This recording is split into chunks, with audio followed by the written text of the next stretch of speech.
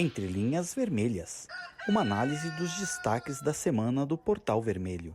Olá, amiga. Olá, amigo do Portal Vermelho. Seja muito bem-vindo, seja muito bem-vinda a mais um Entre Linhas Vermelhas.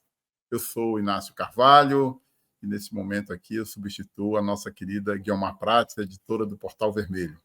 Eu sou um homem branco, tenho barba, uma barba grisalha, não tenho cabelos, tenho uma pele clara. Nesse momento, eu visto uma camisa azul e, ao fundo, eu tenho uma parede de pedra com alguns quadros. No programa de hoje, do Entre Linhas, nós vamos debater o Plebiscito Popular por um Brasil Mais Justo, lançado no dia 8 de abril, em um ato na Faculdade de Direito do Largo de São Francisco, em São Paulo, e apresentado ao governo Lula em reunião ocorrida em Brasília, no dia 19 de maio. A mobilização para o plebiscito popular se intensificou a partir do dia 1º de junho, e a votação ocorrerá entre os dias 1º de julho e 7 de setembro, quando as pessoas se pronunciarão a partir das seguintes perguntas. Você é a favor da redução da jornada de trabalho sem redução salarial e pelo fim da escala 6x1? É a primeira pergunta. A segunda pergunta é: você é a favor de que quem ganha mais de 50 mil pague mais imposto para que quem recebe até 5 mil reais não pague imposto de renda? Essas são as duas perguntas do plebiscito. Para falar sobre o tema, nós vamos receber aqui, aliás, estamos recebendo, o Nivaldo Santana, que é o secretário sindical nacional do PCdoB, é da Direção Nacional da Central dos Trabalhadores e das Trabalhadoras do Brasil, a CTB, e representante do PCdoB na coordenação nacional do plebiscito. Junto com ele tem também o Igor Felipe Santos, jornalista, militante do Movimento dos Trabalhadores e das Trabalhadoras Rurais Sem Terra, o MST, e também integrante da coordenação nacional do plebiscito popular. Antes da nossa conversa, você que nos acompanha, curta e compartilhe nosso vídeo e o nosso podcast. O vídeo fica disponível na TV Vermelho, no YouTube. E o podcast você pode assistir, ouvindo, claro, no Spotify. Além disso, você pode clicar no sininho aqui no YouTube e se inscrever no nosso canal para receber uma notificação sempre que tiver um vídeo novo por aqui. E para ficar por dentro das notícias e das análises importantes do dia, você pode acessar o Portal Vermelho na internet, digitando vermelho.org.br. Para os que nos acompanham em vídeo, é só acessar o QR Code aqui na tela. Comigo, para essa conversa boa, está aqui o nosso jornalista André Cinta, que é editor adjunto do Portal Vermelho, um veterano do nosso jornalismo popular. Seja bem-vindo, André. Tudo bem? Grande Inácio, prazer meu aqui estar contigo de novo nessa jornada vermelha. Muito bem. André, vou pedir para você fazer aí uma audiodescrição para os nossos internautas que apenas nos ouvem. Muito bem, eu sou um homem de 1,80 m, sou um homem negro de pele clara, uso óculos, estou com cabelo curtinho, uma barba e bigode, a barba cada vez mais branca, visto uma camisa vermelha, algum tom de vermelho, que pode ser grená, vinho, magenta, qualquer coisa aí, mas por aí. E atrás de mim tem 2 quadros temáticos da cultura negra. Muito bem, já estamos aqui com os nossos convidados, Nivaldo Santana e Igor Felipe. Sejam muito bem-vindos. Opa, eu que agradeço o convite. Muito bem. Olá, Inácio, olá, André, boa tarde. Boa tarde, pessoal. Nivaldo e Igor, eu pediria que vocês fizessem aí uma audiodescrição para os nossos internautas que apenas nos acompanham por áudio. Por favor, Igor, você. Eu tenho pele branca, tenho cabelo ondulado, bigode e barba, estou de camisa azul, tenho um fundo de tela branca com quadros. Muito bem. Nivaldo. Negro, uso óculos, mais careca do que qualquer outra coisa. Estou usando uma camisa branca e uma jaqueta preta, alvinegra, uniforme. Muito bem. Muito bem, amigos. É uma alegria ter vocês aqui com a gente. O Entre Linhas conversa hoje sobre esse tema muito importante que o movimento social brasileiro desencadeou aí no mês de abril, né? E a gente começa justamente pedindo a vocês, né, que nos digam exatamente o que é o plebiscito popular, qual a importância dele, né, nesse momento aí para o Brasil e para o povo brasileiro, para o próprio movimento social. A gente pode começar com o Igor, por favor. Inácio, o plebiscito popular é uma metodologia de trabalho de massa que os movimentos populares, as centrais sindicais, o movimento estudantil e as entidades da sociedade têm lançado mão desde o final dos anos 90, quando teve o primeiro plebiscito, que foi o plebiscito sobre a dívida externa. De lá para cá, nós tivemos o plebiscito sobre a ALCA, em 2002, o plebiscito da reestatização da Vale, em 2007. Tivemos outros plebiscitos da Terra, o último plebiscito nacional foi o plebiscito da Assembleia Constituinte, e mais recentemente a gente teve 2 plebiscitos populares de caráter estadual. Um em Minas Gerais, em relação à privatização da empresa de energia e de água, e em São Paulo, em relação à privatização da empresa de metrô e de trem. Então, o plebiscito popular ele é essa metodologia na qual o conjunto das organizações e sua militância fazem uma consulta direta à sociedade em relação à opinião dela. E, a partir disso, você tem um processo político e pedagógico de diálogo sobre grandes temas e grandes bandeiras da classe trabalhadora.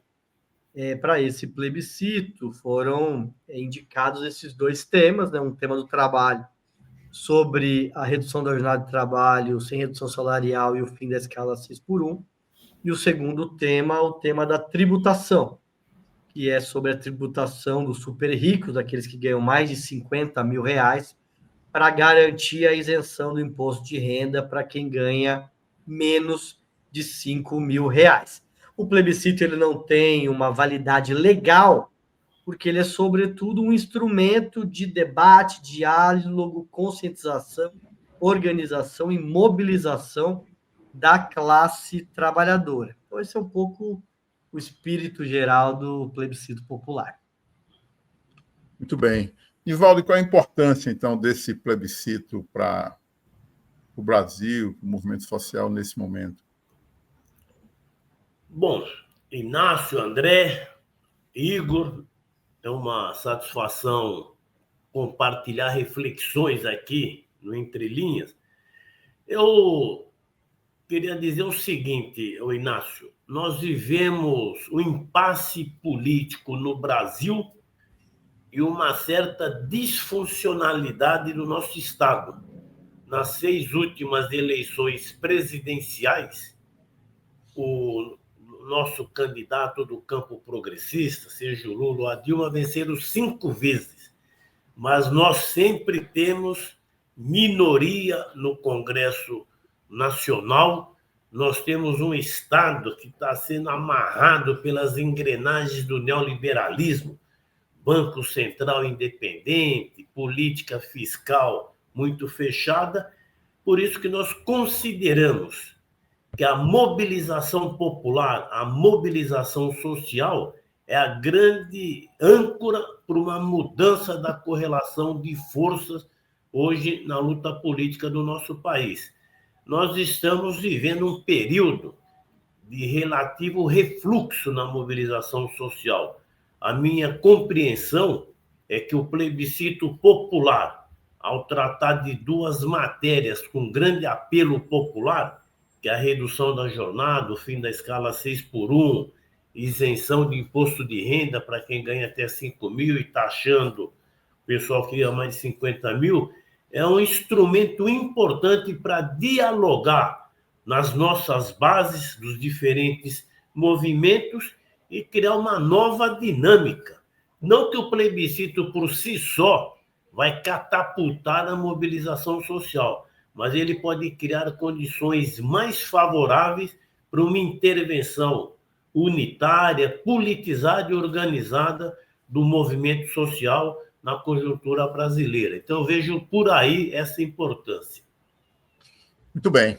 André, por favor. Igor, vou te dirigir uma pergunta aqui um pouco da dinâmica do plebiscito. Eu me lembro que eu estava na faculdade, Casper Libero, quando eu votei no plebiscito da ALCA. Okay. Eu tinha uma urna na minha faculdade. Como é que vocês estão pensando a organização desse plebiscito agora? Como é que a pessoa vai votar? É virtual? É presencial? Como que as entidades estão se organizando para chamar as pessoas a ter essa possibilidade de opinar sobre as pautas que você citou? André, o plebiscito da ALC, ele é, de certa forma, um paradigma para um segmento grande da militância, né? Então, andando pelo Brasil, apresentando a proposta do plebiscito nesse ano e ouvindo as pessoas, muita gente dizendo que ou a primeira vez que teve uma participação política mais militante foi no plebiscito da ALCA, muita gente que diz que se tornou militante participando das jornadas do plebiscito da ALCA, fazendo formação nas escolas, nas universidades, nos bairros.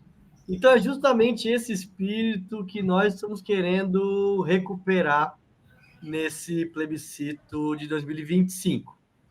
Eu acho que, primeiro, é importante destacar que, para você ter um plebiscito que consiga conversar com milhões de brasileiros e brasileiras, você precisa ter um nível de unidade do conjunto das forças organizadas muito grande, para que a gente consiga colocar o conjunto da militância em torno da mesma metodologia e conversando sobre os mesmos temas, né? Então, isso parece uma coisa simples, mas o Nivaldo, que acompanha desde o começo dessa construção, sabe o trabalho que nós tivemos para garantir a unidade nesses dois pontos, das bandeiras e da metodologia. Então, nós temos uma unidade hoje que tem o conjunto dos partidos de esquerda, então é PCdoB, PT, PSOL, os partidos que estão mais à esquerda. Estamos abrindo um diálogo com o PDT, com o PSB, com Solidariedade, ou seja, quem é a favor da redução da jornada de trabalho sem redução salarial e do fim da escala 6x1, e quem é a favor da tributação dos mais ricos para garantir a isenção do imposto de renda, pode entrar nessa construção, a construção ampla de todos aqueles que querem debater esses temas. Estamos com uma construção ampla também no campo do movimento sindical. Tive uma reunião agora com os companheiros da Força Sindical, da Federação dos Químicos, que vão organizar o plebiscito na sua base, da CUT, a CTB, a Intersindical, a UGT, a Nova Central, a CSB, ou seja, conjunto das forças organizadas do movimento sindical, o movimento estudantil, que são os mais animados, os maiores entusiastas dessa iniciativa, organizados em torno da UNE, mas o conjunto de organizações da juventude brasileira, os movimentos que estão organizados na Frente Brasil Popular e na Frente Povo Sem Medo, movimento negro, movimento de mulheres, movimento camponês, movimento LGBT, movimento de moradia, o conjunto dessas organizações. Estamos abrindo um diálogo muito grande com a Igreja Católica, a partir das pastorais sociais, da Semana Social, do Jubileu Sul, do Grito dos Excluídos. A Igreja Católica Progressista cumpriu um papel muito importante no plebiscito da ALCA, no plebiscito da Vale, e mais recentemente no plebiscito da Constituinte. Estamos dialogando também, a partir de um diálogo com a Frente dos Evangélicos pela Democracia, com denominações das igrejas evangélicas, com os povos de terreiro, e queremos dialogar com escola de samba, torcida organizada, coletivo de cultura, coletivo de comunicação. Então, esse é o primeiro elemento, que é a unidade do conjunto das forças progressistas da sociedade brasileira. O segundo elemento é como é que organiza isso. Então, nós temos uma comissão executiva nacional, que reúne representações desses conjuntos de setores, no qual nós discutimos, encaminhamos as questões mais práticas. E agora estamos no terceiro nível, que é levar esse debate, André, para os estados. Então, estamos conformando as coordenações estaduais, as secretarias operativas estaduais, com a tarefa de organização, mobilização, articulação, comunicação e formação. Estamos muito animados, porque estamos vindo de um curso de multiplicadores do plebiscito popular, que foi realizado no final do mês de junho, na Praia Grande, reuniu, André, 200 militantes de mais de 80 organizações de 25 estados do país para estudar os temas do plebiscito, ter os elementos de como organizar. Então, esse vai criando um caldo, um processo político e organizativo, porque nós precisamos, sobretudo, animar a militância e organizar esse trabalho de coleta das assinaturas. E estamos nessa primeira fase do plebiscito, indo para o processo de enraizamento, que é organizar os comitês em todas as cidades, nos bairros, nos municípios, nas universidades, nas escolas, nos locais de trabalho, nos locais de lazer, nas igrejas, ou seja, vamos ter uma dinâmica organizativa para organizar um coletivo de 4, 5 militantes, seja na Casper Libero, seja na USP, seja na PUC, seja em todas as universidades, mas também nos locais de trabalho, nos locais de lazer e nas igrejas, para ter em todo o canto do nosso país uma urna, na qual as pessoas façam diálogo com a população e anime para votar. A votação começa propriamente, anotem aí, dia 1º de julho. Nos outros plebiscitos, a gente sempre fez um processo concentrado na Semana da Pátria, de 1º a 7 de setembro. Mas esse plebiscito, nós fizemos a opção de ter um período mais alargado de coleta de votos, muitos até pelas recomendações do nosso companheiro Nivaldo, porque a partir do momento em que você abre a urna, você estimula e acelera esse processo político organizativo. Então, vamos iniciar no dia 1º de julho, vai se alongar até o dia 7 de setembro, e nesse período, todas as organizações, todos os coletivos de militantes podem abrir urnas e fazer o processo de coleta de votos. Dentro desse período, como é um período quase de 70 dias, nós vamos ter momentos de esforços concentrados de votação, ou seja, cada um organiza a sua votação, mas tem determinados momentos onde todo mundo vai para a rua fazer esse diálogo. Isso garante que a gente ganhe uma escala, cria um frisson na sociedade, que é toda a militância brasileira fazendo esse trabalho. O plebiscito, ele vai ser presencial, André, porque o nosso esforço é justamente para ter o olho de olho, é para ter a conversa, para ter o diálogo com as pessoas no seu lugar de trabalho, no seu local de estudo, no seu local de lazer, no seu local de fé, para a gente aproximar a nossa militância com a população e fortalecer esses laços. Então, ela vai ser presencial, mas ela vai ser presencial em duas modalidades. Uma é a modalidade analógica em papel auditável, que a pessoa, como foi no teu caso lá, Casper Libero, André, abre uma urna numa caixa de sapato, numa caixa de supermercado, encapa ela, deixa ela bonita, e cada urna vai ter um registro. Então, o coletivo vai entrar numa plataforma, vai lá colocar o responsável, seu nome, seus dados, seu e-mail, seu WhatsApp, e ela vai ter um cadastro da sua urna. Bota lá esse QR Code na urna, e aí as pessoas votam em papel, e aí essa pessoa responsável vai, a cada semana, colocando os votos. A gente vai ter uma cédula padrão, na qual todas as pessoas vão ser iguais, e vai ter uma lista de presença padrão, com os dados das pessoas votantes. Então, a partir disso, a gente vai ter o controle das urnas, dos responsáveis das urnas, e do local onde essa urna vai estar à disposição, e aí, a partir disso, a gente vai ter os votos também, vai ter também a lista das pessoas votantes, né, com os seus dados. Então, essa é a votação presencial analógica em papel. E a segunda vai ser a votação presencial digital, que é quando você entra no sistema, faz um cadastro e você abre uma urna digital, na qual as pessoas podem votar num tablet, num celular, ou num computador.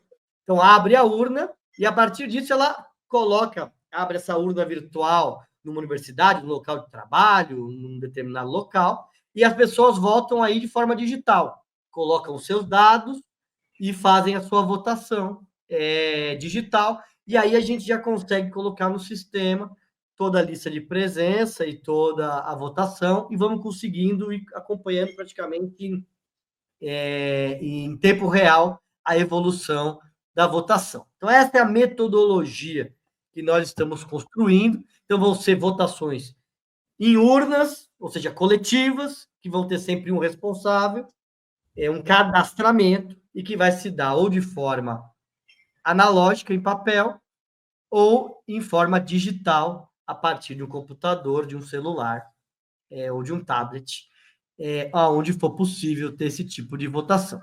Então, essa é a metodologia que a gente ainda está afinando. Vamos ter uma reunião da comissão executiva.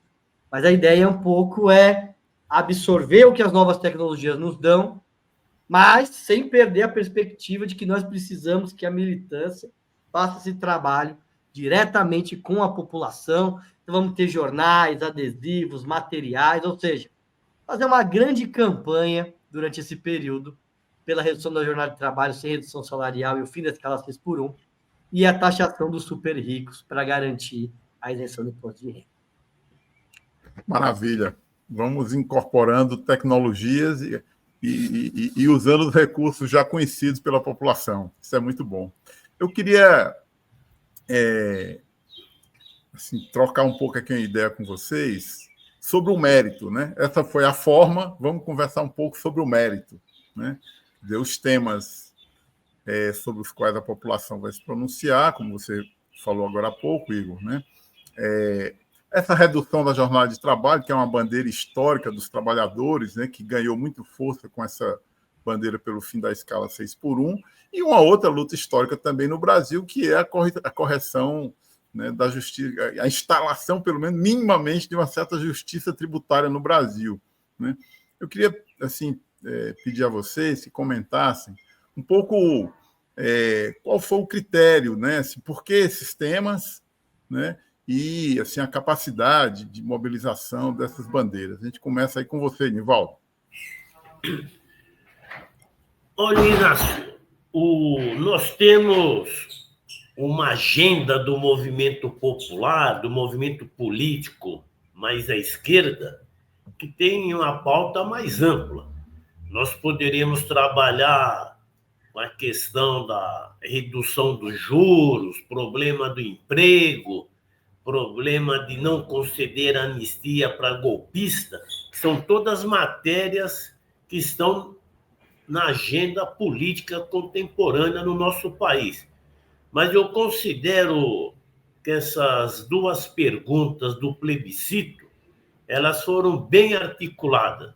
Em primeiro lugar, nós temos que reconhecer que a luta pelo fim da escala 6x1, que foi deflagrada com o movimento Vida Além do Trabalho no Rio de Janeiro, adquiriu uma força popular muito grande. Então, acho que o movimento tem que assimilar e incorporar ideias que conseguem atingir corações e mentes da população. Então, em vez de ficar brigando por uma palavra de ordem do seu movimento ou da sua organização, aproveita a palavra de ordem forte, que é essa redução da jornada de trabalho, que tem além de ser uma bandeira histórica, tanto que o 1º de maio, Dia Internacional dos Trabalhadores, o 8 de março, que é o Dia Internacional das Mulheres, são duas datas originárias de movimentos pela redução do trabalho. Mas essa luta adquire maior magnitude na atualidade, que nós estamos vivendo um processo de precarização do trabalho e retirada de direitos, e uma das características é que está aumentando a jornada de trabalho. Nós estamos retroagindo nessa questão da jornada do trabalho. Além do mercado formal, que tem escala 6x1, nós estamos vendo Para citar um único exemplo, os trabalhadores de aplicativo que trabalham 10, 12, 14 horas por dia. Então, essa é uma bandeira muito forte, ela dialoga com o trabalhador, com o estudante, com as famílias, porque a redução da jornada permite uma convivência familiar maior. E a outra matéria é colocar a mão no vespeiro da política econômica do Brasil, que é a política tributária, que é extremamente regressiva. No Brasil, quem tem juros, dividendos e os lucros praticamente não são taxados. Agora, um trabalhador ganha 3, 4, 5 mil reais, já é descontado na fonte. Então, ao levantar uma bandeira da isenção para quem ganha até 5 mil reais e a diminuição de quem ganha até 7 mil, na verdade, nós estamos fazendo uma política importante de distribuição de renda. Tem alguns estudos que dizem que se aprovar a isenção até 5 mil reais, seria algo equivalente a um 14º salário, esse acréscimo na renda do trabalhador. Então, acho que as duas questões foram bem trabalhadas, elas conseguiram construir uma unidade ampla e, na minha opinião, a deflagração desse processo do plebiscito popular, que está na fase de organização e estruturação nos estados, tem um potencial muito grande de desenvolver o movimento social, ganhar consciência dos trabalhadores e do povo e servir também para entrar numa disputa de ideias com a direita no nosso país. Nós achamos que, inclusive, o presidente Lula, que já mandou um projeto de isenção até 5 mil, já se declarou simpático à questão do fim da escala 6x1, ele também pode se apropriar desse plebiscito e dessa luta para entrar na luta de ideia, no debate político que nós estamos vivendo hoje no país. Era mais ou menos isso, Inácio, que eu queria dizer. Beleza. Igor, eu queria que você comentasse também sobre as bandeiras, por favor. Olha, Inácio, a definição dessas bandeiras exigiram um trabalho danado de conversas, consultas, é um processo de construção política, né? Então, nós temos aí, depois da vitória política, que foi a eleição do Lula, um processo em que cada organização e cada movimento, cada sindicato está lutando pela sua sobrevivência, tentando tirar um pouco atrás do que foi o governo do Temer e o governo do Bolsonaro. Então, todo mundo muito preso às suas pautas mais corporativas, vamos dizer assim. Então, a construção da unidade em torno dessas bandeiras, que são bandeiras transversais da classe trabalhadora, ela representa uma maturidade da necessidade de nós debatermos, em primeiro lugar, temas comuns, o conjunto das forças. Segundo, temas que expressem o nosso programa de mudança social. E, em terceiro lugar, temas que tenham incidência na realidade.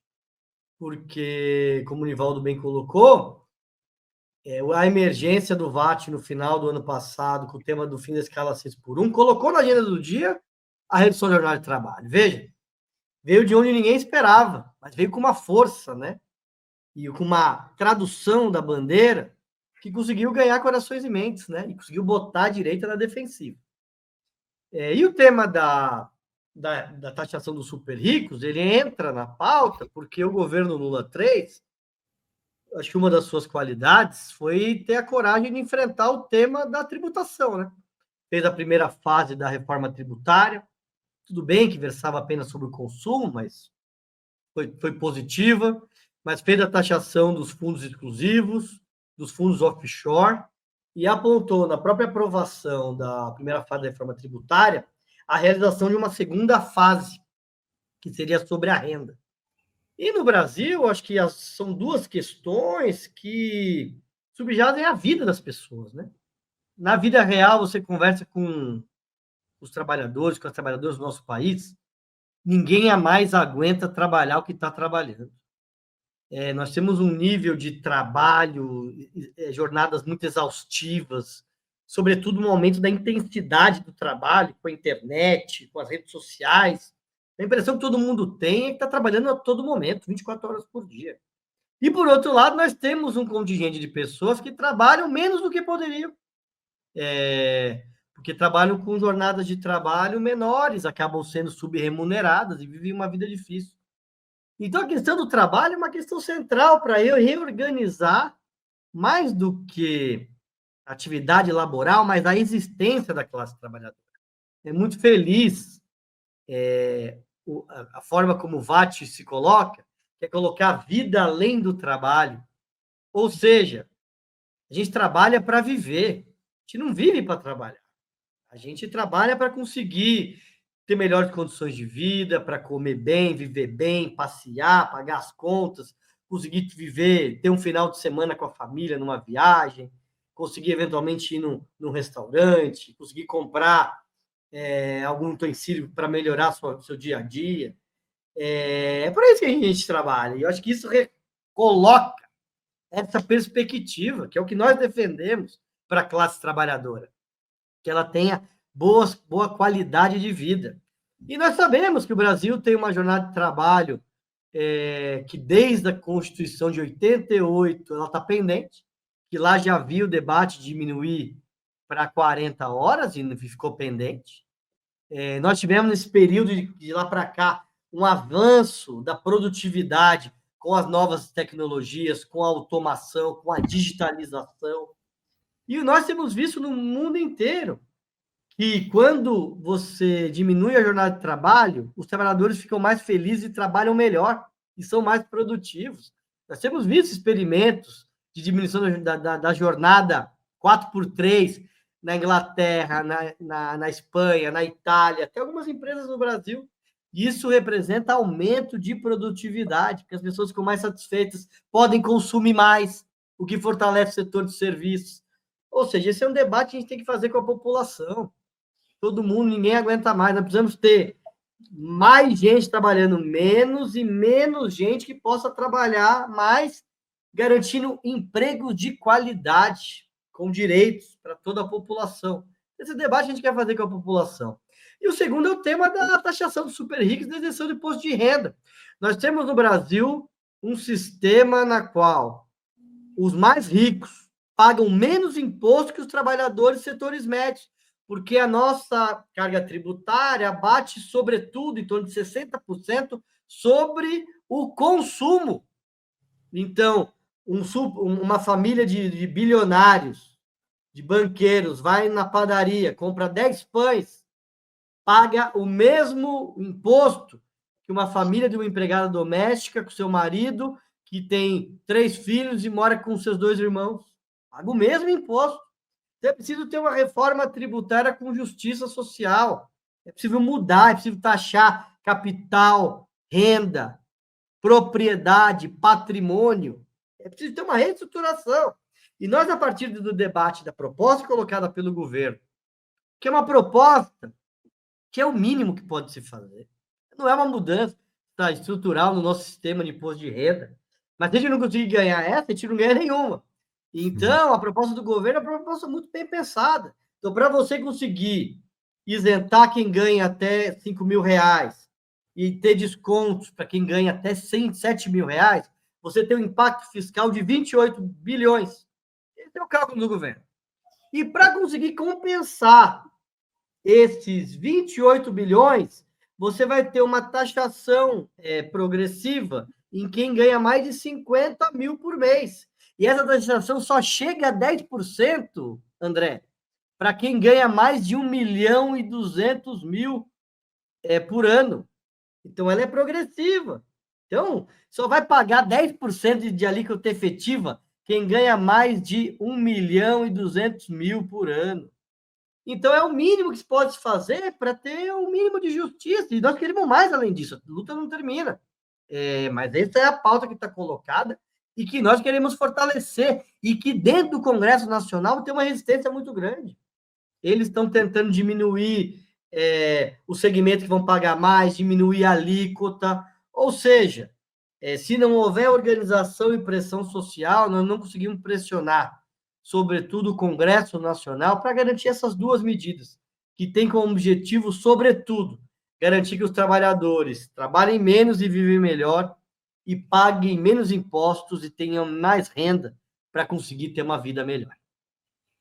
Maravilha. Esse plebiscito tem um papel fundamental. Manda ver aí, André, por favor. Nivaldo, as frentes, as entidades que estão liderando o plebiscito, informaram que vão realizar mutirões nacionais. Eu queria que você falasse para a gente o que é esse mutirão, é um esquenta? O que está previsto nessa mobilização exatamente?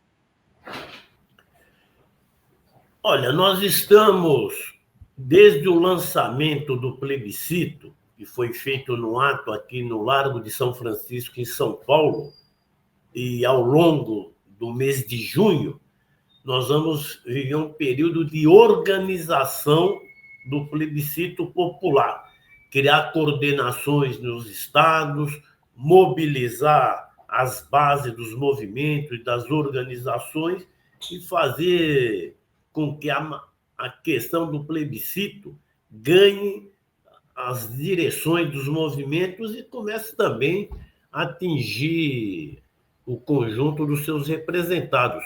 Por isso que o mutirão tem esse objetivo, é de divulgação do plebiscito, é de massificação dessa ideia. Nós vivemos num país de dimensões continentais. O Brasil é praticamente do tamanho da Europa. Tem mais de 200 milhões de pessoas. Para você realizar um plebiscito nacional, não é uma tarefa simples. É uma tarefa que tem que ter uma logística.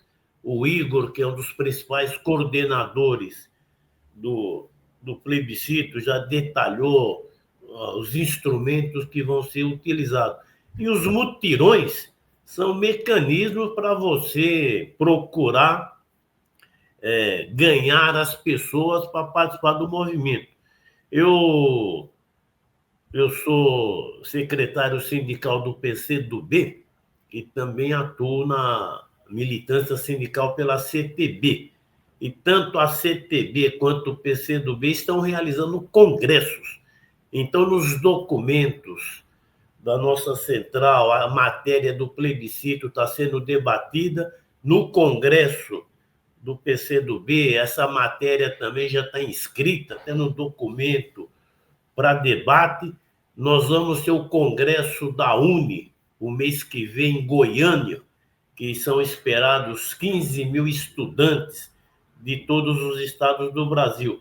Então, o mutirão também é a forma de você incorporar essas atividades que já estão em curso, não é? Além das atividades provocadas pela coordenação do movimento, nós precisamos também aproveitar as agendas de mobilização das diferentes organizações, quando tem plenária, assembleia, congresso e coisa do tipo. Acho que o conjunto dessas atividades vai criando uma base positiva para que o plebiscito popular atinja milhões de brasileiros e brasileiras, que é o nosso objetivo. E, pela natureza das perguntas feitas, o plebiscito também ele tem um papel de educador político, de desenvolver a consciência política, tratar de problemas que, às vezes, no dia a dia,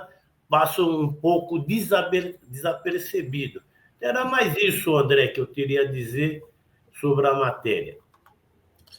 Muito bem. Vou pegar esse gancho final aí que o Nivaldo tocou sobre o papel educador político do plebiscito. Você falou antes aí, Igor, que foi realizado no final de maio, né, um curso nacional de multiplicadores e tal, né? Estão previstos outros? Como é que são exatamente esses cursos? Porque eu acho que esse é um aspecto muito importante também, porque, quer dizer, nós temos uma militância jovem, né? Que precisa também se assenhorar melhor e tal. E esses cursos são mais amplos do que apenas para a militância? Como é que são esses cursos exatamente? Inácio, os cursos, eles fazem parte um pouco dessa metodologia que nós desenvolvemos nos movimentos populares. Então, o curso, você olha num primeiro momento, ele é uma atividade para formar e qualificar as pessoas em relação aos temas que estão colocados, mas ele é muito mais do que isso. Claro que esse é o chamariz, ó. Vamos aqui estudar a história dos plebiscitos, vamos estudar os temas e vamos estudar como é que nós vamos nos organizar.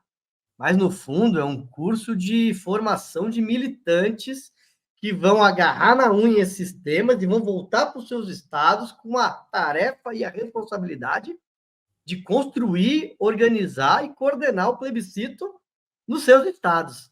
Então, nós tivemos uma experiência extraordinária, Inácio. Foram 4 dias na colônia de férias do Sinergia, na Praia Grande. Reunimos 200 pessoas, ou seja, a maioria jovens de todos os estados do nosso país. E fizemos justamente, primeiro, debatendo um histórico dos plebiscitos e os objetivos políticos desse plebiscito. Depois tivemos um debate sobre os temas. Por que é possível e necessário reduzir a jornada de trabalho e acabar com a jornada de 6x1? E por que nós precisamos taxar o super rico? Então, fizemos um estudo com especialistas entendidos nesses temas, porque quando a nossa militância vai conversar no ponto de ônibus, no terminal de ônibus, na estação de metrô, no bairro, no bar, com o povo é cheio de pergunta, tem um monte de dúvida, faz questionamento. Não é que chega lá e convence. Tem que ter elementos para convencer e dialogar. Por que isso precisa ser feito? Então, fizemos uma formação nesse sentido, para a turma ter os elementos para fazer o diálogo popular. E, por fim, debatemos como é que vai ser o processo de organização estadual, a metodologia. Vamos ter também uma cartilha, Inácio, com um pouco esse mesmo espírito, para orientar a militância que não pôde estar no curso. Mas o pulo do gato também é que quem veio para o curso nacional volta com a responsabilidade de organizar um curso estadual. E aí você reúne a militância de todo estado, de todo município, que vai lá para fazer essa formação, que volta para o seu município com a tarefa de organizar o plebiscito lá. E cada organização, e cada militante que estava lá tem também a responsabilidade de organizar um curso como esse na sua categoria, no seu movimento, no seu partido, no seu sindicato, na sua entidade, no seu segmento. E assim a gente vai multiplicando a militância comprometida, envolvida e entendida nesses temas. Então, foi uma experiência extraordinária, que a gente ficou muito impressionado. Quando nós lançamos a proposta do curso, muita gente ficou meio, isso aí não vai dar muito certo, não vai ter que ir muita gente querendo ir. Então, a nossa primeira meta era 120 pessoas. No primeiro momento, pensamos, não, vamos priorizar São Paulo, Minas, Rio de Janeiro, que está mais perto, Paraná. Mas não, nós conseguimos 200 pessoas de todo o país e, em uma maioria, uma participação da juventude. Tivemos uma participação importante de 3 militantes do VAT, que se somou na organização do plebiscito, e eles têm feito um trabalho extraordinário com esse tema da 6x1, e ganharam uma referência, né, para um segmento da juventude que está aí indignado contra a escala 6x1.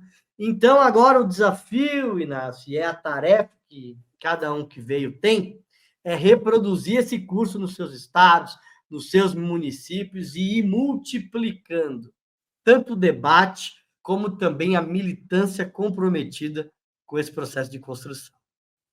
Isso é muito bom, isso é muito bom. Bom formar o povo. André, a bola é sua. Bem, vamos dar aqui para o Nivaldo, nessa mesma linha. A gente viu que vai ter, nesse processo, também conferências temáticas, em áreas que, em tese, não estão diretamente ligadas aos temas centrais do plebiscito. Então, tem saúde do trabalhador, igualdade racial, cidades, trabalho. Como é que vocês estão pensando nesse tipo de conferência?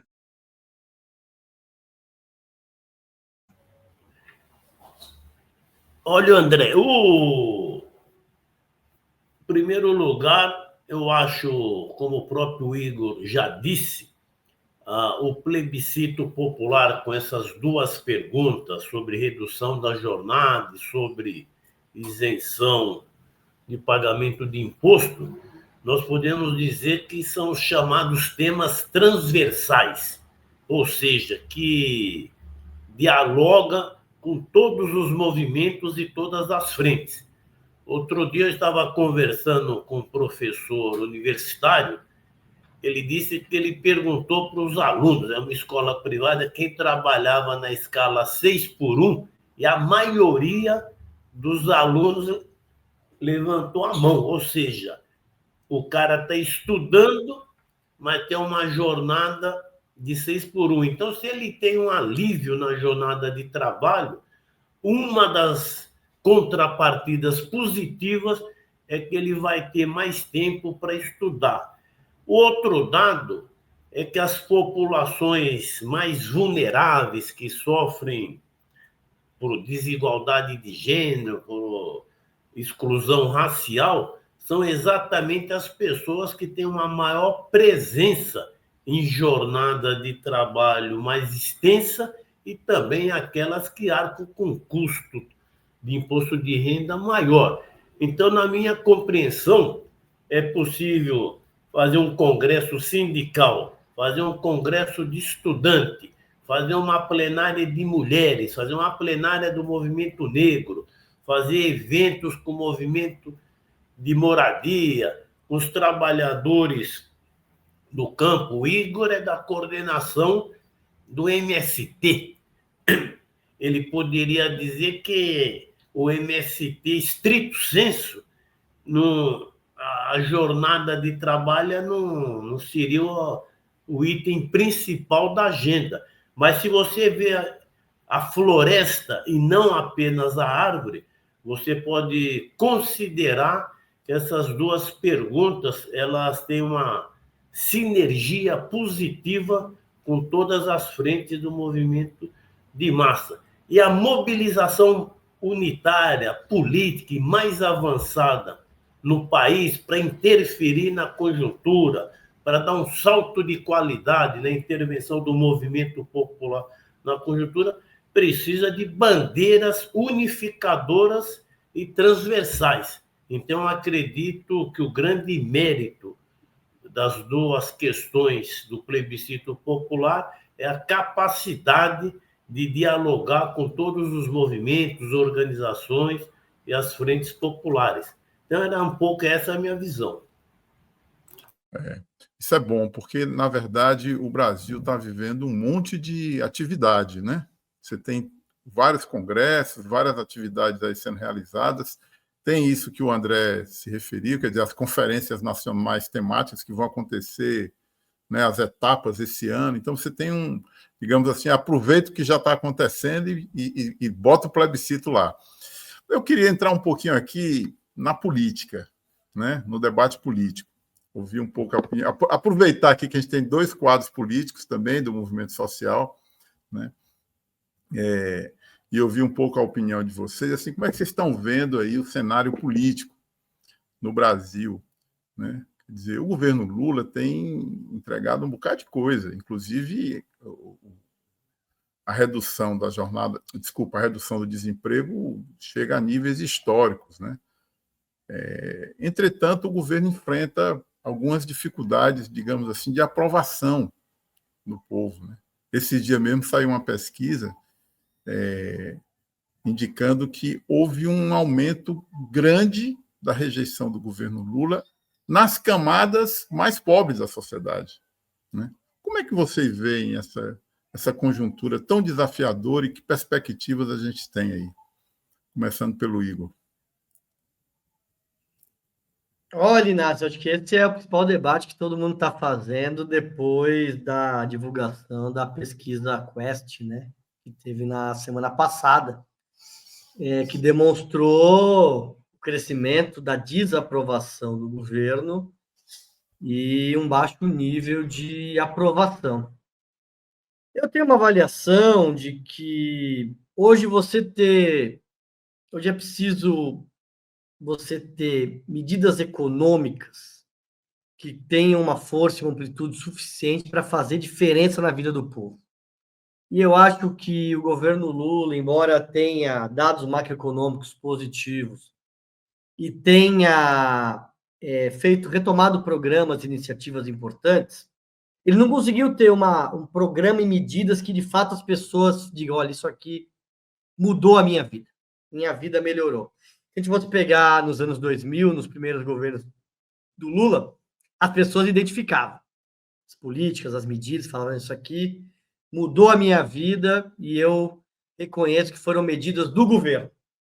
Hoje, em geral, o governo não tem conseguido, pelos limites que ele sofre, da pressão do grande capital, que impôs um arcabouço fiscal, que limita os investimentos públicos, e também com a pressão do Congresso Nacional, onde tem uma maioria de direita, ter medidas que ele implemente e que o povo sinta na pele, né?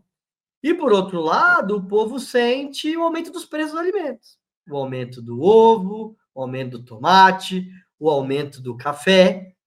E tem um outro elemento, é que o Lula, na campanha, ele prometeu que a vitória da democracia daria uma melhora substantiva na vida do povo. Então, o que a gente vê é que o governo não conseguiu medidas que, de fato, fizessem a diferença, e parte da sociedade está olhando e está comparando o que o Lula prometeu com o que ele está entregando. E aí tem uma certa disparidade. Então, nós temos um problema político grave e o governo ele precisa se reposicionar no sentido de fazer a disputa política para viabilizar a sua reeleição em 2026. Eu acho que tem um limite que o governo tem, que é a falta de uma estratégia política que viabilize a reeleição do Lula. Então, tem uma certa visão republicana de tocando o governo, mas sem olhar a centralidade da disputa que nós teremos em 2026. Porque a vitória do Lula é fundamental para impedir a retomada do controle do governo pela direita ou até pela extrema-direita. Então, é uma situação grave, que eu acho que são limites do governo.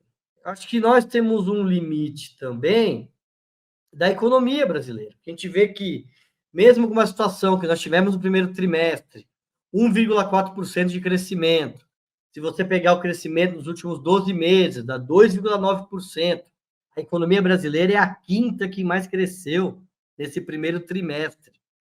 Mas o que isso representa na vida real para a melhoria da vida da população?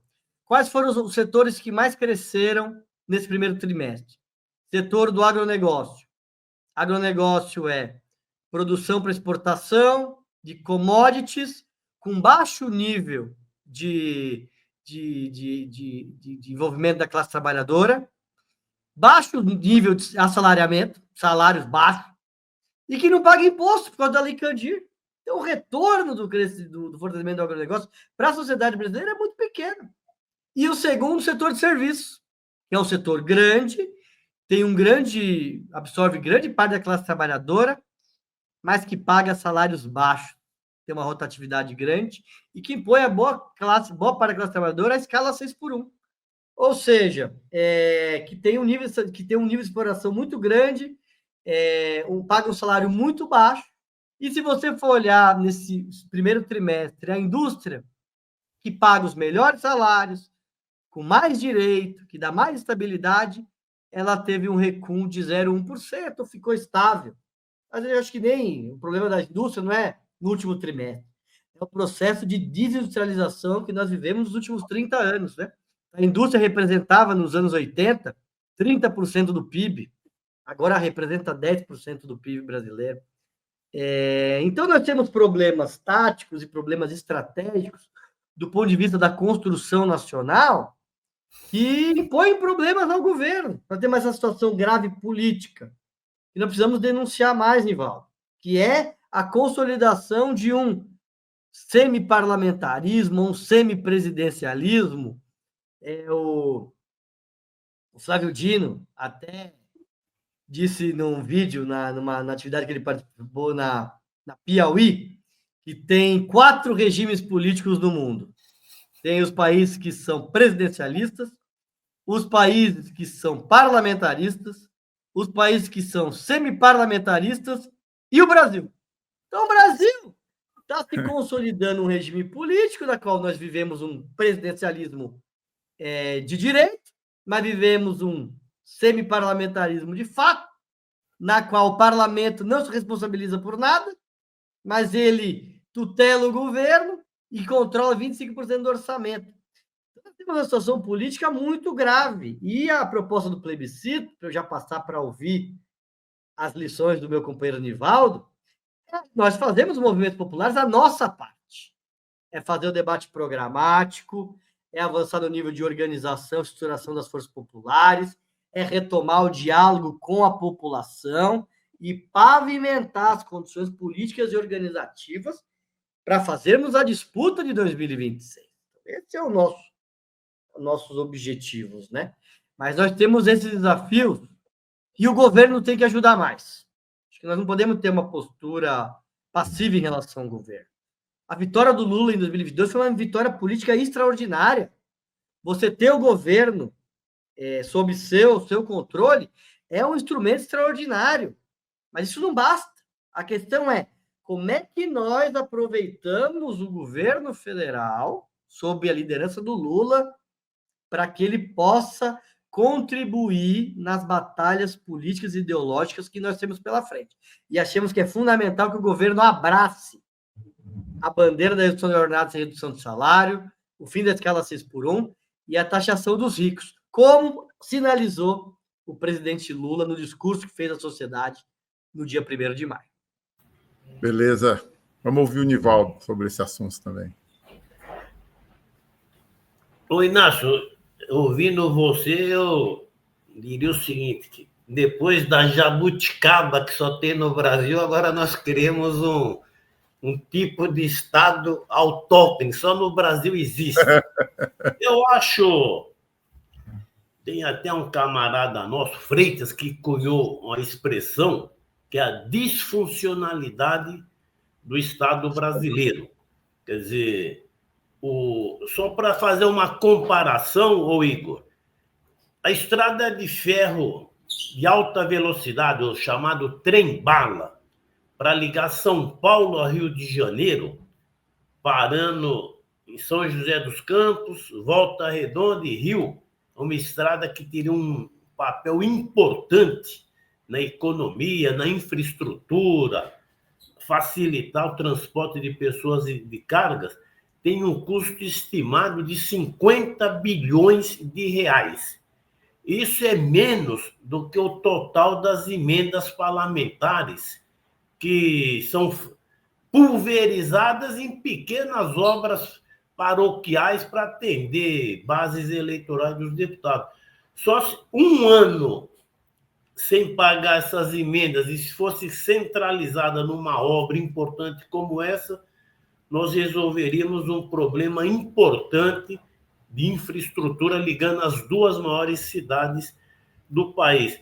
Mas eu concordo com as opiniões aí que o Igor colocou. Os indicadores econômicos, vista na sua aparência, parece que está dando tudo certo. Economia cresce, desemprego diminui, inflação está controlada.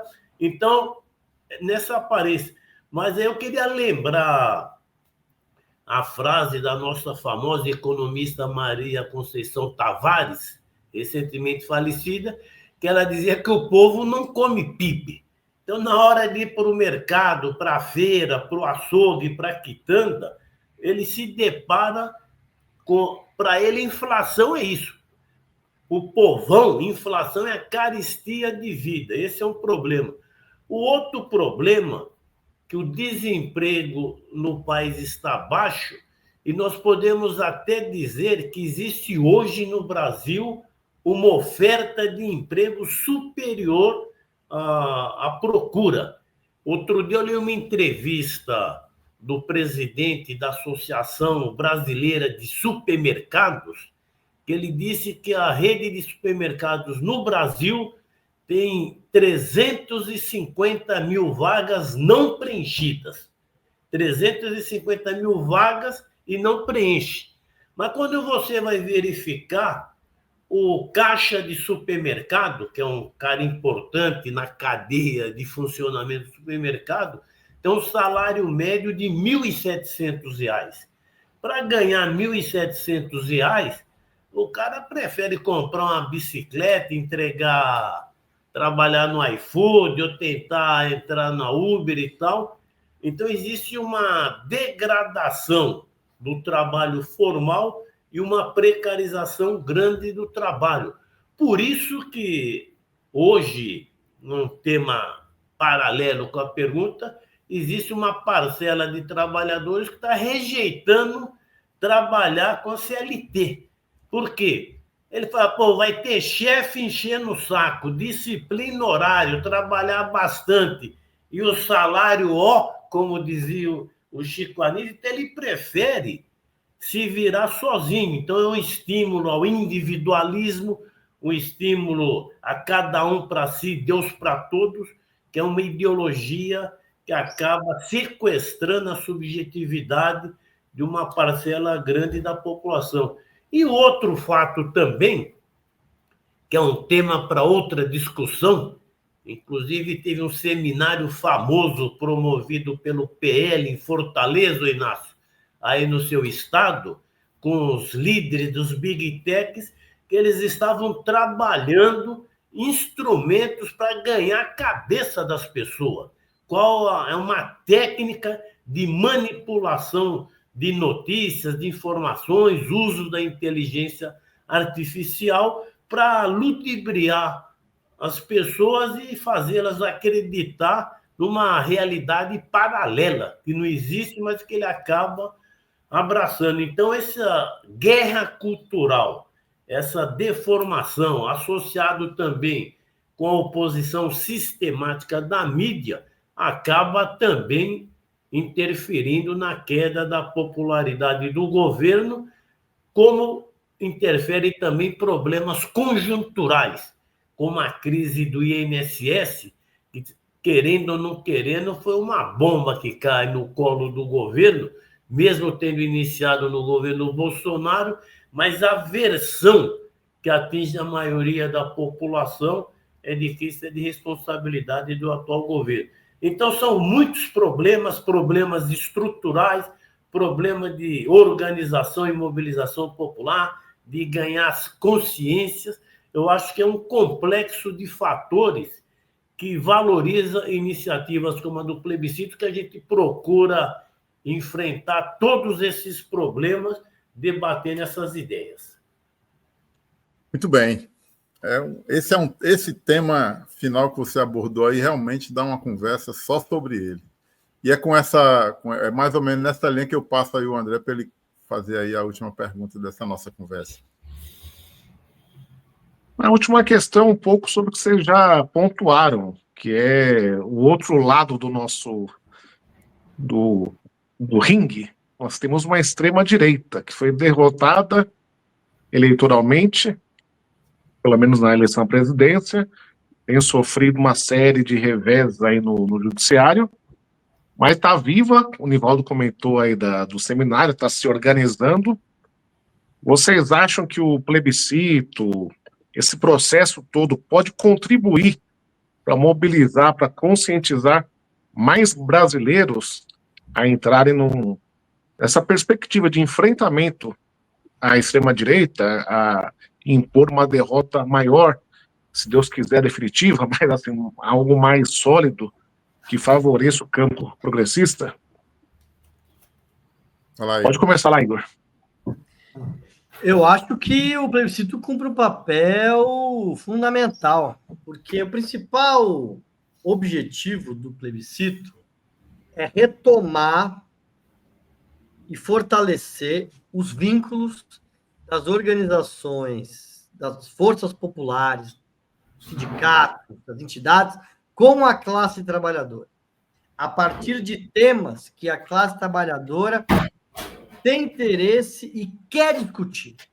Então, nós vamos levar só os nossos temas para a classe, nós vamos ouvir a classe a partir de duas questões que mexem com o dia a dia dela, que é não aguentar mais trabalhar o que trabalha e também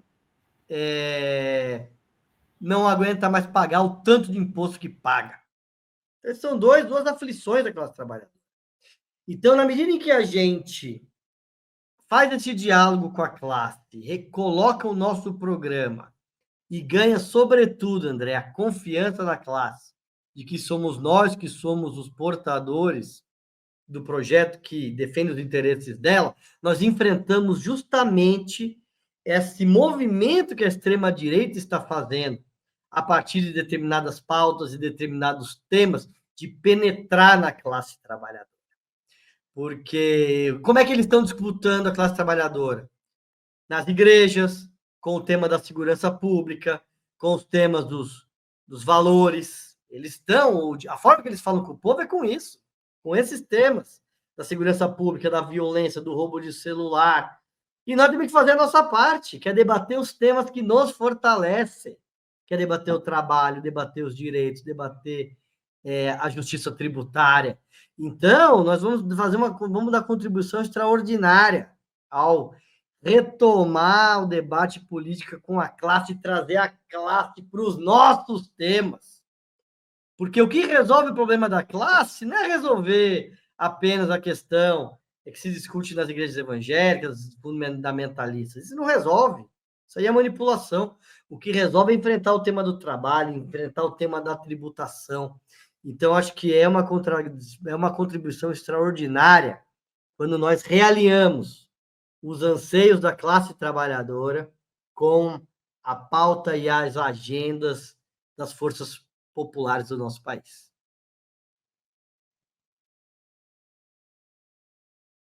Nivaldo.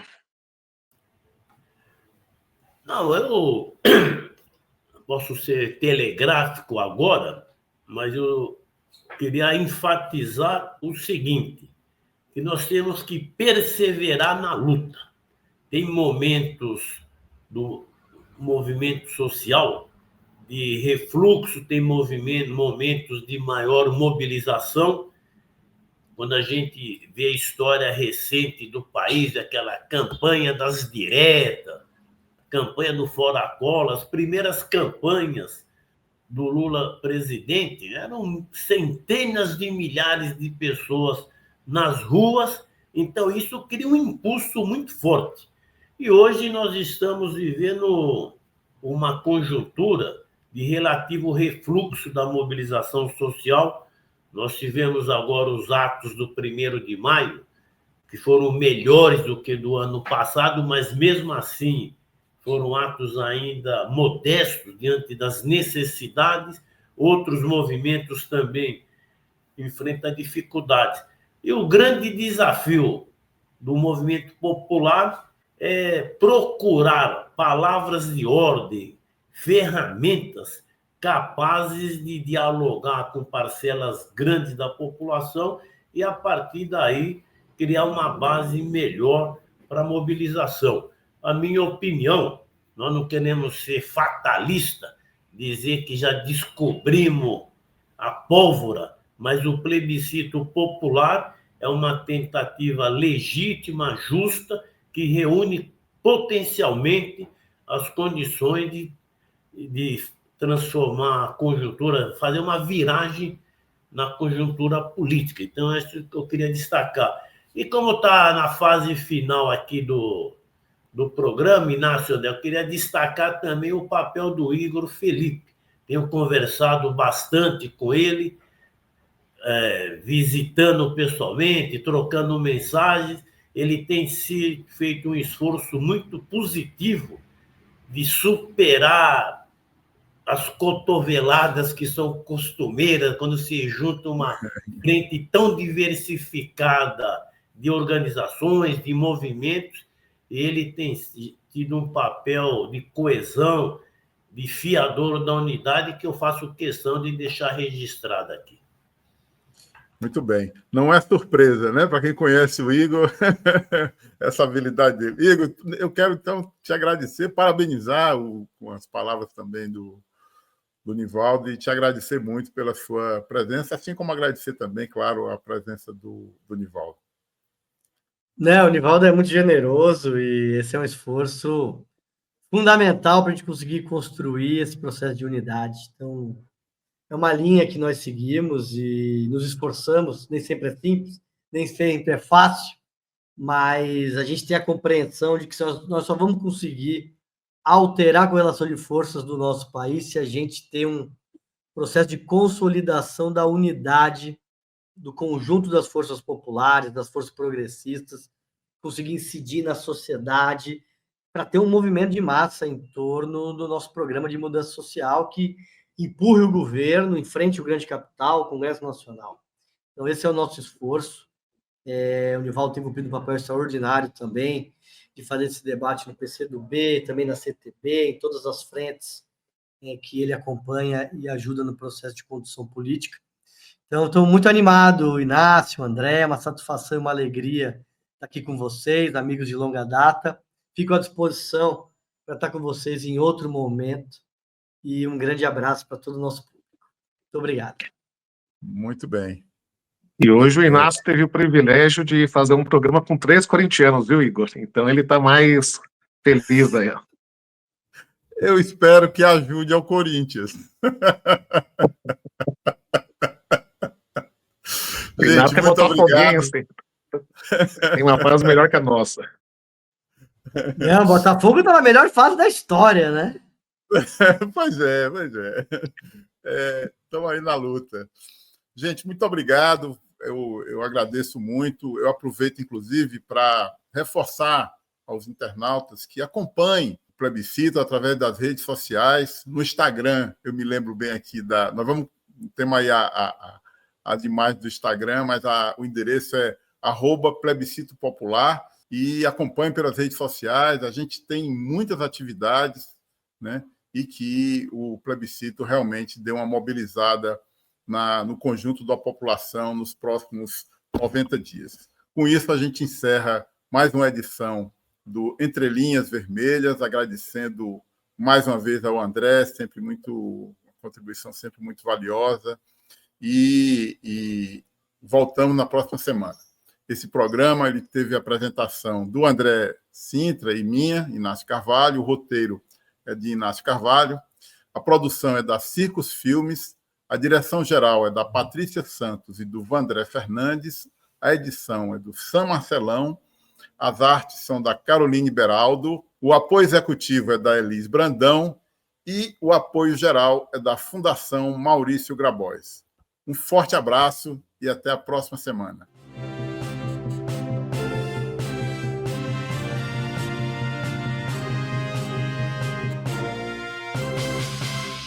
Entre Linhas Vermelhas, uma análise dos destaques da semana do Portal Vermelho.